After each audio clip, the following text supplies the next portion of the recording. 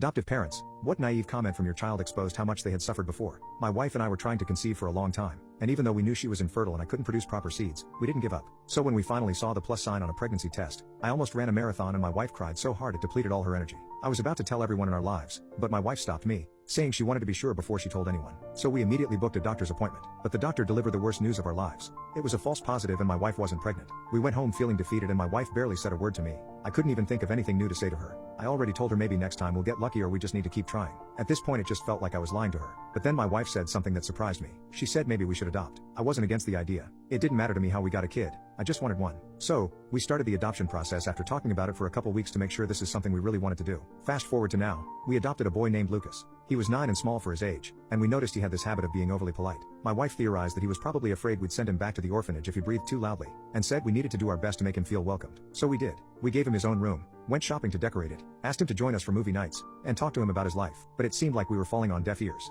Lucas made no effort to try to get to know us. His room didn't reflect an ounce of his personality. He sat far from us on the couch when we watched movies and he was so quiet sometimes it felt like he wasn't there. And he refused to speak about his life. I really wanted to get through to him and form a good father-son bond. I wanted to be someone he could depend on for anything. So, I dragged him along to run errands with me to spend time with him. Our first errand of the day was grocery shopping. I told him he could pick a few things he liked. I even had to reassure him that it was fine and I wasn't going to punish him if he grabbed a lot of things. When he ran off, I expected him to bring back candy and chips. Instead, he loaded the cart with tissue boxes. They weren't even the cheap tissues, they were the expensive kind. I asked him why he needed so many tissues and he shrugged and said they're a quality product. At first, I thought it was just a funny kid thing, but then he said he couldn't carry a lot of tissue boxes and asked me to bring the cart to the aisle instead. I crouched down to his level and gently asked him, "Hey buddy, why so many tissues?" He froze like I'd caught him stealing. He shrugged again and said expensive tissues are much better. He said the ingredients in them suck up the moisture from the air, which makes them high quality. Then he mumbled something about them being sweet. That caught me off guard, so I asked what he meant by that. He kept looking away and fidgeting with his hands, as if contemplating on telling me the truth. I reassured him that nothing bad would happen to him. I was just worried about him. He said, "Promise me you won't get mad."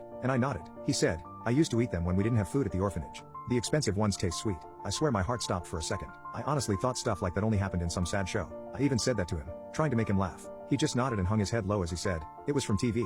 That's how I knew it was safe." I nearly cried. I told him, "You never have to do that again. I am going to feed you so much real food you're gonna get sick of it." He looked up at me and I could see he was trying not to be hopeful as he asked me if that was true. I started crying right there and repeated that it was true over and over. He said, "Okay, but can I still get one box? For when I miss it?" I bought him one tissue box but reassured him he would never need it. I could tell he still didn't think that was true, but to this day, that tissue box sits on a shelf in his room, unopened.